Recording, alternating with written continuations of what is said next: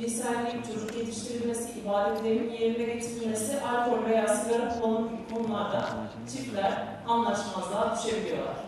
Tartışma yerine böyle konuşup anlaşılabilir bence bir durum. Hani bir hareketini sevmezsin, bir şeyini sevmezsin.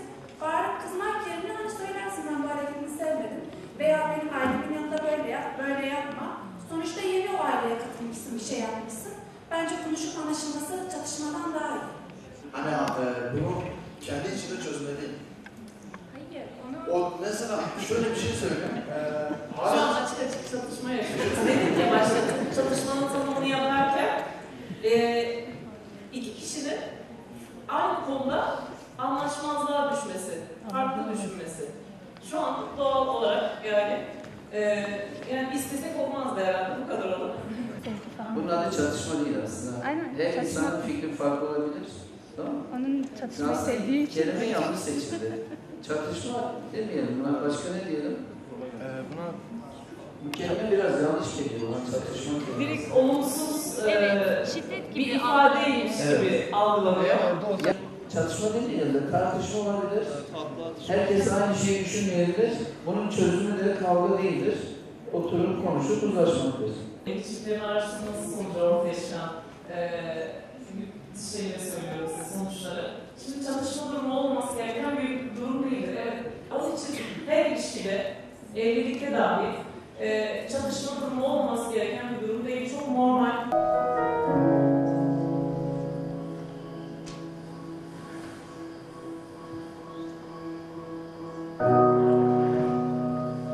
Arkadaşlar, evliliği sadece karşılıklı bir sözleşme gibi görmeyelim. İşte ben seninle bir hukuki anlamda bir anlaşma yaptım.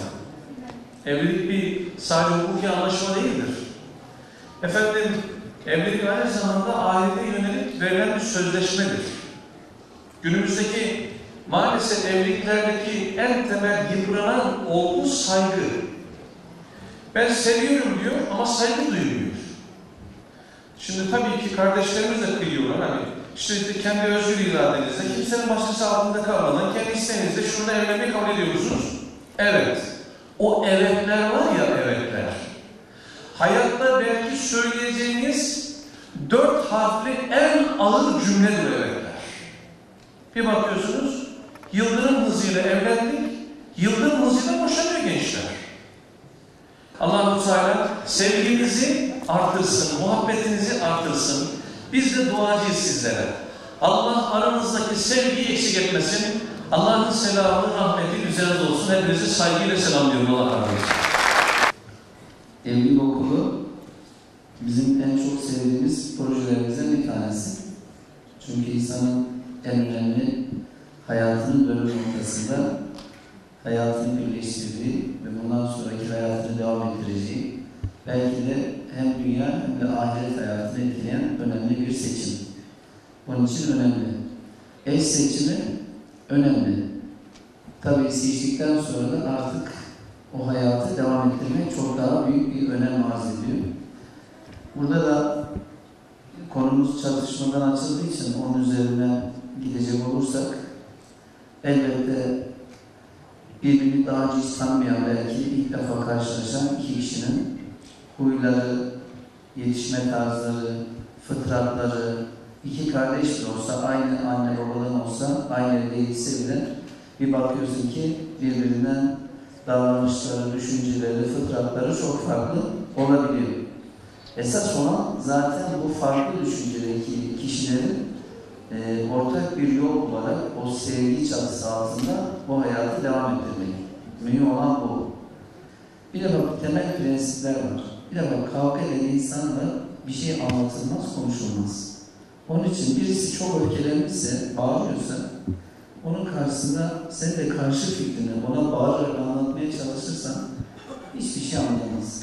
Hiçbir şey anlaşamazsınız. Daha çok bağırık sesi yükselir. Onun için biraz sakinleşmesini beklemek lazım. Sen başka odaya geç. Veya o farklı bir şeyle uğraşsın. Önce bir sakinleşsin. Ondan sonra ne konuşuyorsan ondan sonra rahat rahat konuşabilirsiniz. İyi bir eş Mesela insanı hayra sevk eden, harama sevk etmeyen iyi bir eş hem dünyayı hem ahireti kazanmaya sebep oluyor. Dolayısıyla eş seçiminden başlayarak dinimizin emrettiği o küfür dediğimiz denkliklere de dikkat ederek inşallah bir evlilik hayatı gerçekleştiriyor. Onun için biraz sabır, biraz şefkat, biraz sevgi, inşallah bu hayatımız çok güzel bir şekilde geçecek diyorum. Evlilik okulumuza katıldığınız için ben hepinize çok teşekkür ediyorum. Ömür boyu iki cihan saadeti diliyorum, mutluluklar diliyorum.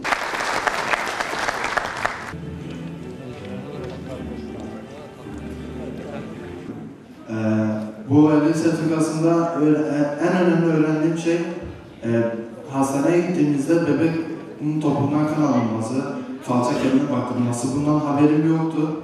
Hiçbir şey bilmiyordum bu konuda. Öğrendim. Hem çocuklarım için, hem ailem için, hem geleceğim için, mutlu bir yuva için evlilik sertifikasına katıldım. Yani bunları öğrendiğim için ve bunları öğrendiğimde bana destek olan Sayın Belediye Başkanıma yine sonsuz teşekkürler sunuyorum. Resim alınacak. Daha sonra diğer kişilerimiz hemen sahneye gelecekler. Sahnedeki çiftler...